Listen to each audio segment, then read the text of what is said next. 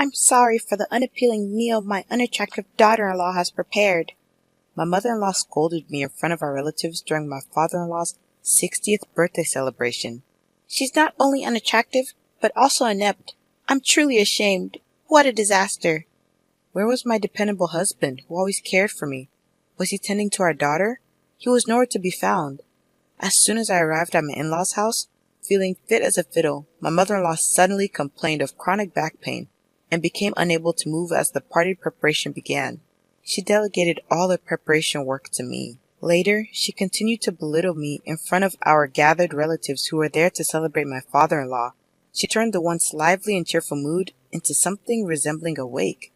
Then, my father-in-law stood up and broke the silence. Is that all you have to say? No one could have foreseen the series of unimaginable events that this single phrase would trigger. I'm Sarah, and I'm 35 years old. 6 years ago, I married my husband, Michael, who is 3 years younger than me. We also have a 5-year-old daughter. My mother-in-law seemed displeased with me since I was older than her son. Every time we visited her house during New Year's, Memorial Day, or national holidays, she'd make sarcastic remarks at me in my husband's absence. I wish I had a younger, vibrant, and cuter daughter-in-law, not a woman full of age spots like you.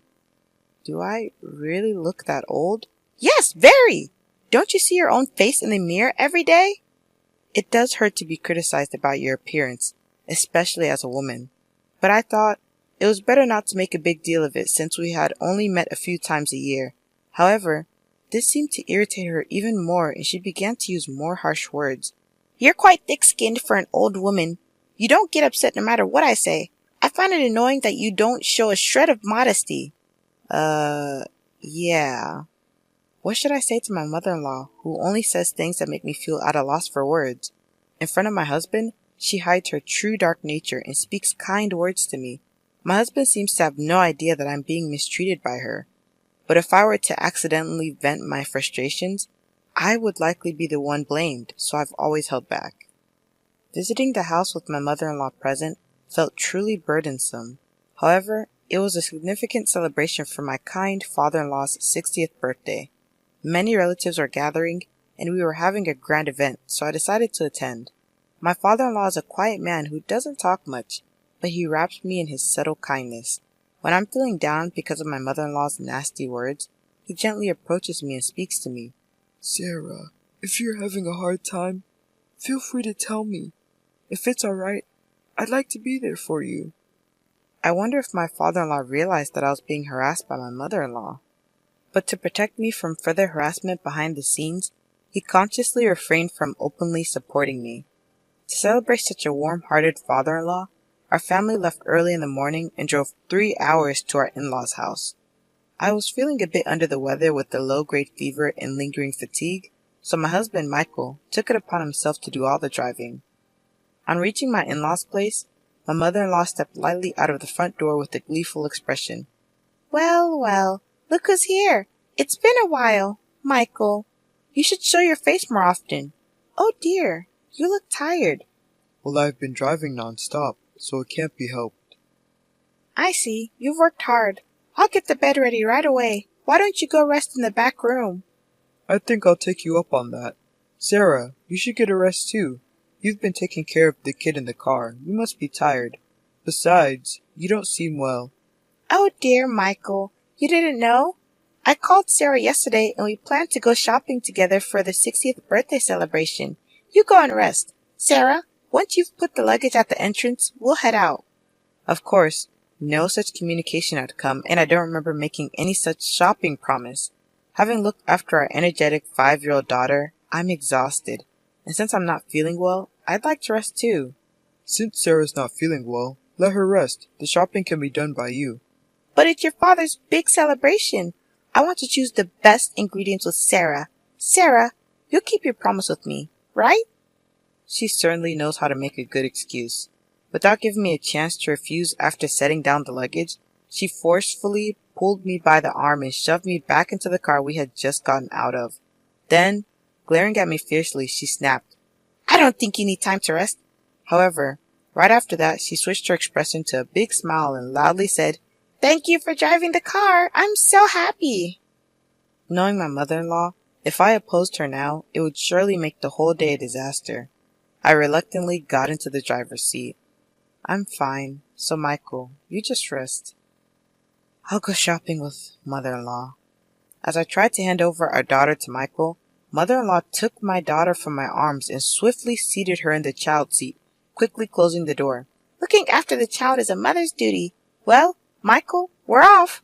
Once she got into the passenger seat, her sweet tone from before completely changed as she started berating me. So, you can't even look after your child properly? Stop using Michael for your convenience. You're just an incompetent daughter-in-law who's only aged. What was terrifying was that she maintained a sweet facade since Michael was still nearby. Oblivious to all this, Michael waved us goodbye. I drove my unfamiliar husband's car toward a large supermarket. Of course, there was no way mother-in-law would stay quiet during the drive, and she started lecturing me right away. I'll make you regret lazing around while making my son drive. Mother-in-law, please don't say such scary things. I've been feeling feverish and fatigued since this morning. Your poor health is due to your bad management. Also, your crow's feet have increased, and the spots on your cheeks have darkened. I can't even bear to look, and your skin has lost its elasticity. I had lost all my energy to respond to her harsh words, and barely managed to arrive at the supermarket, nodding along the way. This is really exhausting. I wonder how all the other daughter-in-laws in the world manage to endure such treatment from their mothers-in-law. My high-spirited mother-in-law, without even a word of thanks, jumped out of the car and swiftly handed me 2 shopping carts. You're so slow. Get a move on. When I tried to avoid the crowds, she swiftly moved forward, filling the shopping basket with luxury foods like USDA prime beef, crab, salmon roe, and melons. And then she started to add in things clearly not needed for the day. Mother-in-law, do we need these urgently? I asked. We're bulk buying, so we don't have to come to the supermarket again and again. You should know that without being told, she replied. Feeling helpless, I let her do as she pleased. By the time we finished shopping, the 2 baskets were piled high. We're going to check out. Hurry up. Stop dilly-dallying. Despite her rush, when it came time to pay at the counter, my mother-in-law showed no intention of taking out her wallet.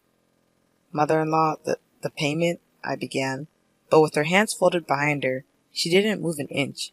When I asked for the money again, she glared at me and got angry. You should pay for everything. Excuse me? I stammered. As a wife, it's your duty to entertain your husband's father. Don't be stingy and just pay. I ended up having to pay a total of $300 at the cash register to avoid making a scene. Not having any cash on me, I paid with my credit card. As a part-time worker trying to raise a child, this was a significant blow to my finances.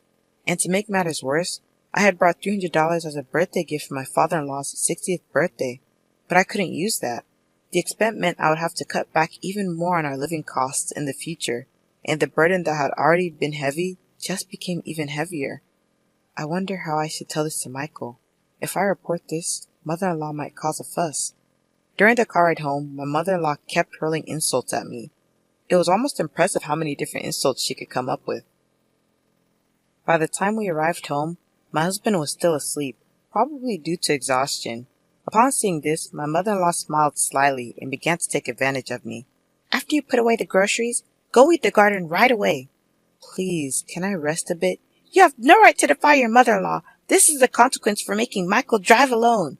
So this is what you meant by making me regret, I murmured. If you have time to move your mouth, just go and move your hands. Hurry up, we're short on time. After weeding, clean the bathroom and the toilet. Despite the unfairness of the situation, I had no choice but to endure it for the day. I weeded the garden and then cleaned the grimy, yellow-stained bathroom and toilet, thinking that once the 60th birthday celebration was over, I wouldn't have to see my mother-in-law for a while. My husband woke up just as I had finished cleaning and looked surprised to see me. Sarah, are you okay? If you're not feeling well, don't overwork yourself. Take a break now. Thank you. I'll take you up on that offer. Ouch! That hurts! Just as I was about to lie down, my mother-in-law suddenly let out a loud yell, clutching her back. Although she had been lively just moments before, she started complaining about sudden back pain. My mother-in-law, who always presents a gentle demeanor in front of my husband, suddenly let out a weak voice. This is troublesome. My back hurts so much, I can't do anything. My chronic back pain has flared up again. I won't be able to cook before the relatives gather. Sarah, You're my only hope. But oh, what should I do? As much as her sorrowful demeanor seemed a bit staged, if her chronic back pain was genuine, then it would indeed be impossible for her to stand in the kitchen. Reluctantly, I pushed my worried body, asked my husband to look after our daughter, and started cooking. Sarah, are you sure you're okay? I'm fine. I always cook, remember? To my husband, I put up a brave front, but my body was already fatigued. Yet, it was an important day for my father-in-law. I felt that I couldn't afford to take a break. My head is spinning, and somehow the smell of food is making me sick. But I have to keep going for my father-in-law. After I managed to finish cooking, my father-in-law came into the kitchen to check on me. You've worked hard. Thank you for preparing all this food. Not at all. It's for you. Please enjoy it later. After that, the relatives started gathering one after another. Everyone wished my father-in-law well, creating a lively atmosphere. As we finished the toast and were about to start eating, my mother-in-law started saying something shocking. I'm sorry, everyone, but due to my chronic back pain flaring up on this important birthday celebration, the food was all cooked by my daughter-in-law. I apologize for the unappetizing food made by my unattractive daughter-in-law. Both my father-in-law and husband froze at my mother-in-law's sudden outburst. My daughter-in-law is not only unattractive, but she's also clumsy, a total failure. It's truly pitiful. Ouch! My mother-in-law exaggeratedly rubbed her back, continuing to disparage me. She's so clumsy that without my support, she can't do anything. I wonder if she can even take care of her own child.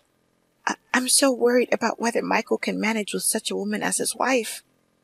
What was supposed to be a festive atmosphere quickly turned gloomy, resembling more of a wake than a celebration.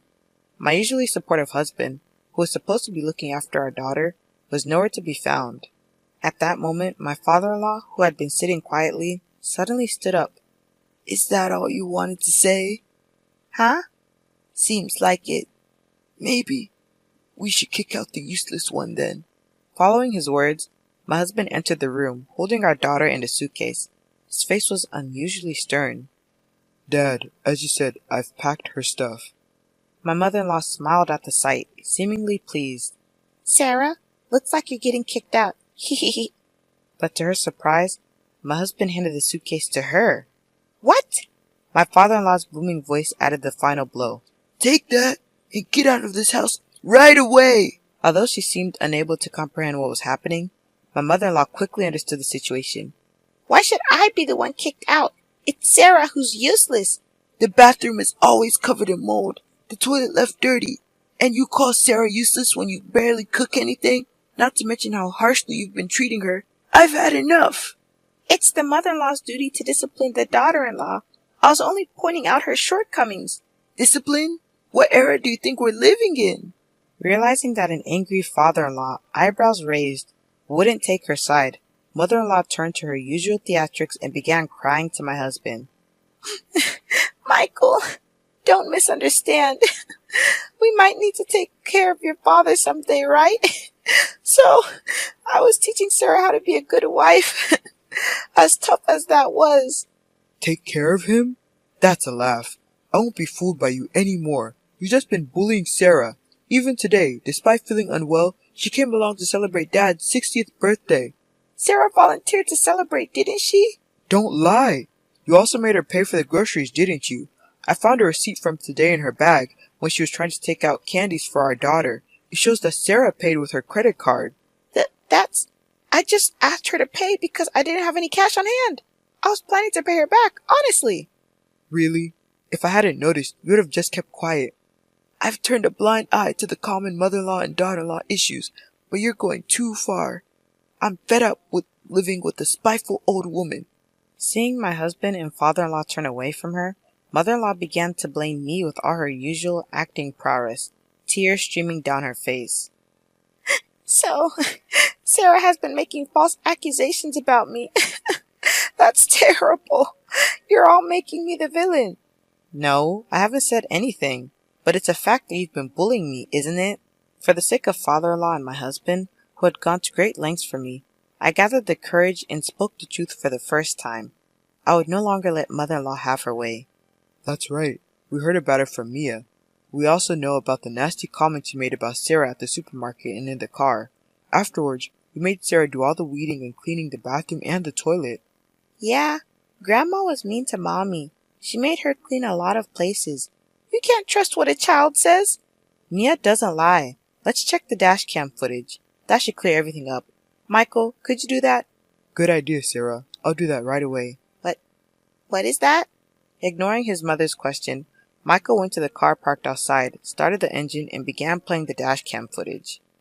The latest device, which can also record the inside of the car, was installed, so even facial expressions were clear. Ah, it's showing. She was saying these things. I'm shocked. Everyone, come over here and watch this. Relatives who had followed to see what was happening all checked the footage. Upon viewing, they began to comment. This is terrible indeed. Wow, this is the worst. Mother-in-law, who had stayed in the house insisting she wasn't at fault, began to panic as the atmosphere grew tense and ran barefoot toward the car. Everyone was taken aback by her swift movements, despite her supposed back pain.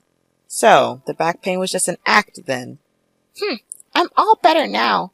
After casually responding to my words, she tried to awkwardly seat herself in the driver's seat to turn off the dash cam. But she was firmly held by my father-in-law, making it impossible for her to move. Stop this right now. Don't look at them. But it was too late. No amount of yelling could help her. With all her misdeeds exposed, my mother-in-law, stunned and speechless, sank down helplessly. That's when my father-in-law casually handed her a single piece of paper. I filled in my part. You just need to write your part and submit it. What? Isn't this a divorce form? I had it prepared just in case. I never thought I'd have to use it. Don't ever cross my doorstep again. Wait a minute. I promise to stop harassing Sarah. Please forgive me. The sight of my mother-in-law begging for forgiveness with tears in her eyes was truly pitiful. But this too was likely an act. I firmly pushed my mother-in-law away. You let the cat out of the bag about bullying your daughter-in-law at the end. I will never forgive you. You might want to leave before the neighbors gather around. Oh no. This is terrible. The commotion attracted the attention of neighbors who watched from a distance. Perhaps not wanting to make a scene, she promptly took the divorce form and suitcase, and her supposed back pain was nowhere to be found. She rushed out of the garden. The villain had been dealt with, but I returned home filled with guilt. I'm sorry for all this during your 60th birthday celebration, Dad. When I earnestly apologized, he responded, Sarah, you did nothing wrong. I'm sorry for all the trouble we've caused. Let's start over. My father-in-law smiled. The relatives also watched with kind expressions. Later, they praised the dishes I had prepared and ate heartily.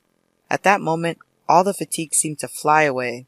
Thus, we celebrated my father-in-law's 60th birthday in a grand manner. My mother-in-law, who was initially reluctant to agree to the divorce, eventually agreed, and they divorced amicably. It was also revealed that she had been misappropriating funds from my father-in-law's account, and she was ordered to repay $10,000 that she had spent recklessly. Unable to find work due to her lack of experience, she now works as a janitor in an office building late at night. With barely any money left, she lives in a rundown apartment that's seen better days. On the other hand, I found out that I was pregnant with my second child. It seemed that the feeling of discomfort I had earlier was due to my pregnancy. 5 months have passed since then, and my husband Michael has been very caring. The ultrasound revealed that we're expecting a boy. Both Michael and my father-in-law are looking forward to his arrival. Already excited, my father-in-law sent over blue baby clothes. My adorable daughter is overjoyed at the thought of having a younger brother, and practices taking care of a baby with her dolls every day. Watching her gives me immense happiness.